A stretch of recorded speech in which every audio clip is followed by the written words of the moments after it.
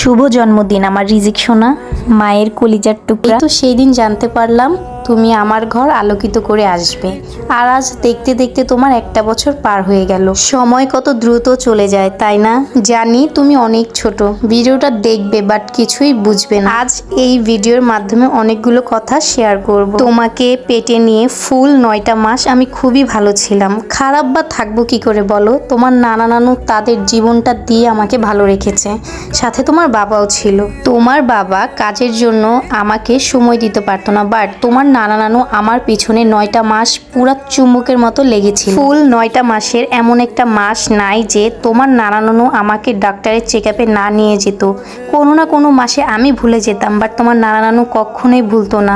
তারা ডেটের আগেই আমাকে সতর্ক রাখতো যে অমুক ডেটে তোমাকে ডাক্তারের কাছে যেতে হবে। আর যতবারই ডক্টরের কাছে যাইতাম, কোনো না কোনো মাসে আমার শরীরে হিমোগ্লোবিন কমে যেত, আয়রন কমে যেত, আমাকে ভর্তি থাকা লাগতো। তোমাকে পেটে নিয়ে আমি তেমন কোনো কষ্ট করিনি, আমার তেমন কোনো খারাপ লাগেনি, আহামরি কোনো ঝামেলায় পড়তে হয়নি। বাট শরীর থেকে শুধু রক্ত আর আয়রন কমে যেত। মাঝে মাঝে আমাকে হসপিটালে ভর্তি হয়ে শরীরে আয়রন আর রক্ত দিতে হতো। তখন তোমার বাবা আমার পাশে থাকতো, যতক্ষণ পর্যন্ত শরীরে ব্লাড দেওয়া, আয়রন দেওয়া শেষ না হতো তোমার বাবা আমার পাশ থেকে উঠতো না। যাই হোক, অনেকগুলো মাস চলে যাওয়ার পর ঠিক 2024 সালের জুন মাসের 15 তারিখ সকাল 11টার দিকে তুমি আমার কোল জুড়ে এই দুনিয়াতে আসো। আল্লাহ তাআলার কাছে ঠিক যেমনটা চেয়েছিলাম, আল্লাহ তাআলা ঠিক তেমনভাবেই তোমাকে আমার কোলে পাঠিয়েছে। আল্লাহকে সবসময় বলতাম, আল্লাহ তুমি আমাকে ছেলে দাও বা মেয়ে দাও, যাই দাও আমি তাতেই খুশি, কিন্তু তুমি আমাকে সুস্থ সবল ভালো মনের একটা সন্তান দিও। আলহামদুলিল্লাহ, আল্লাহ আমার কথাটা রেখেছে। তারপর তুমি যেদিন জন্ম নিলে তার 3য় দিন রাত্রে দেখি তোমার শরীর পুরো হলুদ। সাথে সাথে তোমার বাবা নানা নানুকে জানাই, তারা সকাল না হতেই ডক্টরের চেক আপে তোমাকে নিয়ে যায় এবং জানতে পারে তোমার শরীরে ভয়াবহ জন্ডিস। তারা তোমার 2টা চোখ তুলো দিয়ে বেঁধে তোমাকে সারা দিন তাপের মধ্যে রাখতো যেন তোমার শরীর থেকে জন্ডিসটা সরে যায়, এবং তারা বলেছে তোমাকে 7 দিন রাখতে হবে। বাট আল্লাহর রহমতে তুমি 4 দিনই সুস্থ হয়ে গিয়েছো, এবং আমি 4 দিন আমার কাছে 400 বছরের মতো লেগেছে। 4টা দিন তোমাকে আমার কাছ থেকে আলাদা করে রেখেছে। আমি টাইম মতো গিয়ে তোমাকে খাবার দিয়ে আসতাম, বাট আমার যে কি খারাপ লাগতো তোমাকে রেখে আসতে। তারপরে শুধু আল্লাহর কাছে বলতাম, আল্লাহ তুমি আমার ছেলেকে সুস্থ করে আমার বুকে পাঠিয়ে দাও।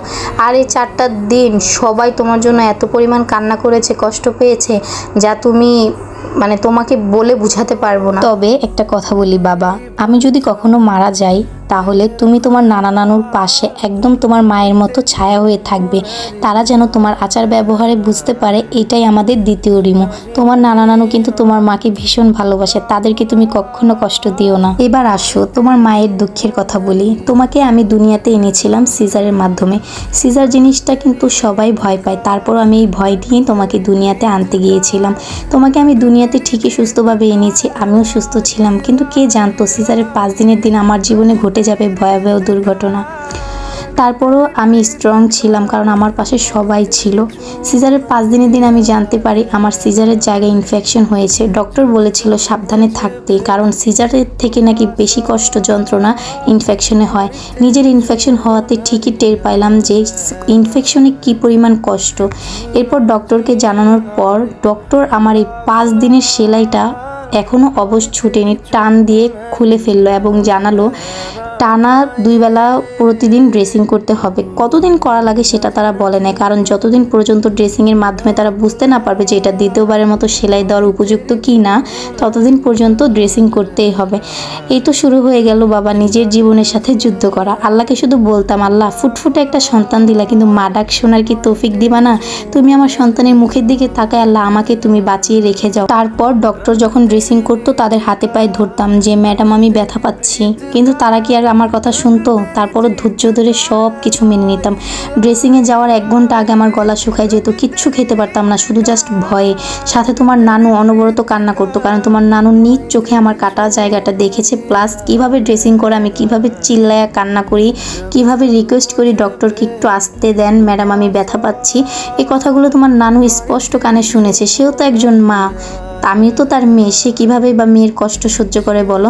তোমার নানাও মাঝে মাঝে থাকতো, আর তোমার নানার কথা আমি কি বলবো, আমার শরীরের চামড়া কেটে যদি ভাগ করে দেয় তারপরও আমি তোমার নানার ঋণ কখনো শোধ করতে পারবো না, কখনো না।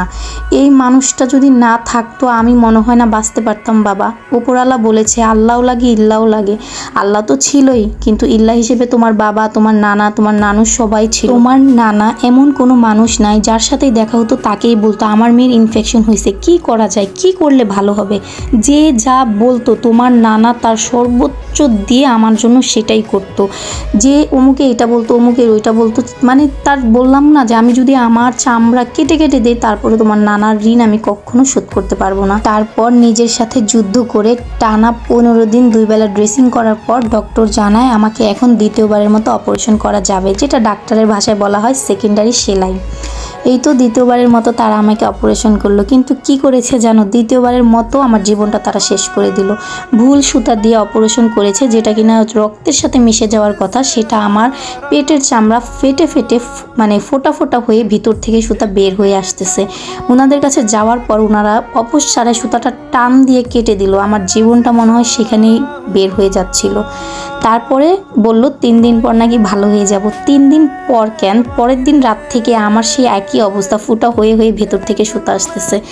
পরে তোমার নানা রাগ করে ওই হসপিটালে আমাকে আর নেয়নি। এরপর একটা হসপিটাল আছে প্রাইভেট ক্লিনিক, সেখানে তোমার নানা আমাকে নিয়ে যায় এবং একদিনেই তোমার নানা আমাকে অলমোস্ট 5,000 টাকা টেস্ট করে এবং টেস্টে ধরা পড়ে যে আমার ভেতরে ভুল সুতা দেওয়া, যার কারণে এটা শুকাচ্ছে না, এরকম কিছুই ডক্টর আর কি রিপোর্টে দিল। তারপর কি করতে হবে, এই তো তারাও সেমভাবে আমার সুতোগুলো টেনে টেনে করে দিল। দেওয়ার পরে বলল যে আমি ঠিক হয়ে যাব। বাসায় আসার একদিন না যাইতে সেলাইগুলো সুন্দর মতো শুকিয়ে গেল, ওষুধের ওপর ছিলাম। 15 দিন পর দেখি ওই জায়গাটা আবার টনটন ব্যথা করতেছে, মানে একটা সুতা রয়েই গেল। এরপর আবার তোমার নানা আমাকে ঠিক 15 দিন পর হসপিটালে নিয়ে গেল এবং তারা সেই সুতাটা কেটে দিল। দেওয়ার পর ওষুধ চলাকালীন আমি একদম পুরোপুরি সুস্থ হয়ে যাই। প্রায় 3 মাস 14 দিন পর তোমার মা একদম আগের মতো সুস্থ হয়ে ফিরে আসলো। এই যে 3টা মাস আমি যে কি পরিমাণ কষ্ট সহ্য করছি একমাত্র ওপরওয়ালা জানে, আর তোমার নানা নানু বাবা যারা নিজ চোখে দেখেছে তারাই জানে।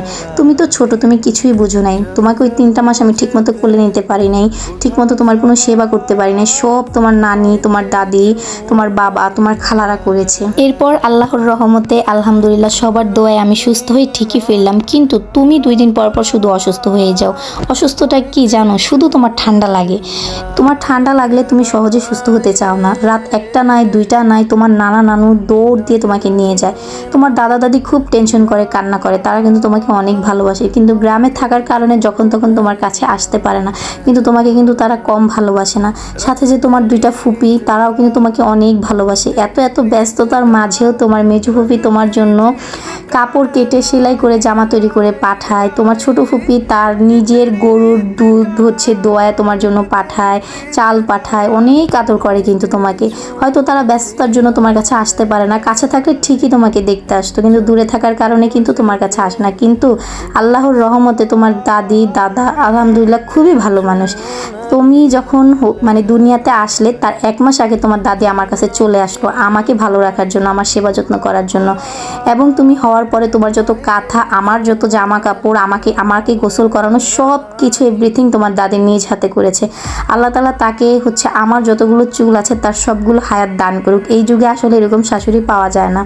তুমি কিন্তু তোমার দাদিকে সব সময় ভালোবাসবে, তোমার দাদাকেও, তোমার ফুপিদেরকেও। এবং তোমার বাবার কথা নাই বলি, তোমার বাবার তো জান তুমি, তোমাকে একটা মশা কামড় দিলেও সেটার কৈফিয়ত আমাকে দেওয়া লাগে। তুমি একটু ব্যথা পাইলেও আমাকে অনেক কথা শোনায়, তোমার জন্য কিন্তু আমি অনেক বকা শুনি। যাই হোক, বাবাকে কখনো কষ্ট দিও না। আর নানা নানুকে তো ভুলেও কষ্ট দেওয়া যাবে না। তোমার নানি যদি না থাকতো আমার তোমাকে পালা খুবই কষ্ট হয়ে যেত বাবা, জানো না তুমি এত চঞ্চল, এত দুষ্টু, 8-10টা বাচ্চার মতো না। তুমি অতিরিক্ত কান্না করো, অতিরিক্ত জ্বালাও। একমাত্র তুমি তোমার নানুর কাছেই খুব সুন্দর থাকো। আমার থেকে ভালো তুমি তোমার নানুর কাছে বেশি থাকতে পছন্দ করো। এর জন্যই বলি নানা নানুকে কখনো কষ্ট দিও না, কখনো না। আর তোমার 2টা খালা, একটা হচ্ছে বড় মা, একটা হচ্ছে ছোট মা, তাদের কথা কি বলবো। তারা তোমাকে 1 সেকেন্ড না দেখতে পারলে পাগল হয়ে যায়। তোমার জন্য তারা তোমার জন্মের জন্মের পর থেকে এই পর্যন্ত কিন্তু অনেক কিছু করেছে। তুমিও তাদেরকে সবসময় ভালোবেসে আগলে রাখবে। আর তোমার মামা, তার কথা কি বলবো, সে তো একটা পাগলা মানুষ। রাত 1টা বাজেও চিপস কিনে চলে আসে তোমাকে দেখার জন্য। দিনে 2 থেকে 3 বার চলে আসবে দেখার জন্য। তুমি কিন্তু তোমার মামুর জন্য অনেক পাগল। মামাকেও ভালোবেসে আগলে রেখো। এই পৃথিবীতে যত মানুষ তোমার জীবনে আসবে সবাইকে বিশ্বাস করবে, ভালোবাসবে, আগলে রাখবে, এটাই তোমার মায়ের চাওয়া। তুমি পেটে আসার পর থেকে তোমার জন্মের এখন 1 বছর এই পর্যন্ত আমি বলেই যাচ্ছি আল্লাহ তাআলার কাছে যে আল্লাহ তুমি আমাকে একটা ভালো সন্তান দিও। আর এখন তো অনবরত বলেই যাই যে একটা ভালো মানুষ বানিয়ে দিও আল্লাহ। আমি তো আছি, চেষ্টা করবই, তারপর তুমিও আমাকে সাহায্য করো আমার ছেলেটাকে ভালো মনের মানুষ গড়ে তোলার জন্য। ও যেন একটা ভালো মানুষ হয়, এটাই আমার আল্লাহর কাছে চাওয়া। এবং বাবা, তুমি তোমার মায়ের আদেশ সব না মানলেও 2-3টা আদেশ অবশ্যই মানবে। আমার একটাই চাওয়া, তুমি ভালো মানুষ হবে, সবার সাথে মিশবে, সবাইকে বিশ্বাস করবে, ভালোবেসে আগলে রাখবে। জীবনে যদি 2টা টাকা ইনকাম করো, 1টা টাকা মানুষের মধ্যে বিলিয়ে 1টা টাকা ঘরে নিয়ে ফেরত আসবে। সবাইকে দিবে, দিলে কখনো কমে না, দান করলে বরং বাড়ে। আল্লাহ খুশি হয়। সব সময় মানুষের বিপদ দেখলে ঝাঁপিয়ে পড়বে, কখনো পিছু টান দিবে না। তুমি যখন বিপদে পড়বে তখন আল্লাহ কাউকে না কাউকে তোমার বিপদেও পাঠিয়ে দিবে। সবসময় মানুষের সাথে ভালো ব্যবহার করবে, ভালোবাসবে, এটাই তোমার মায়ের চাওয়া।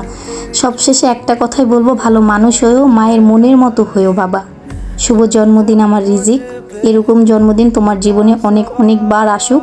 আমার মাথায় যত চুল আছে তার ডাবল হায়াত আল্লাহ তাআলা তোমাকে দিক। তুমি দুনিয়াতে যেই কদিন বাঁচবে তার একদিন আগে আল্লাহ তাআলা আমাকে দুনিয়া থেকে নিয়ে যাক। কারণ তোমার মৃত্যু আমি কখনোই সহ্য করতে পারবো না। মানুষ মরণশীল, একদিন আগে তোমার যেতে হবে, একদিন পরে আমার যেতে হবে, কিন্তু তোমার মৃত্যু আমি কখনোই সহ্য করতে পারবো না। অতএব আল্লাহ তাআলা যেন তোমার মৃত্যুর একদিন আগে আমাকে দুনিয়া থেকে নিয়ে যায়। বেঁচে থাকো, সুস্থ থাকো, ভালো থাকো, সবার মাঝে সবাইকে নিয়ে ভালোবেসে আগলে রেখো।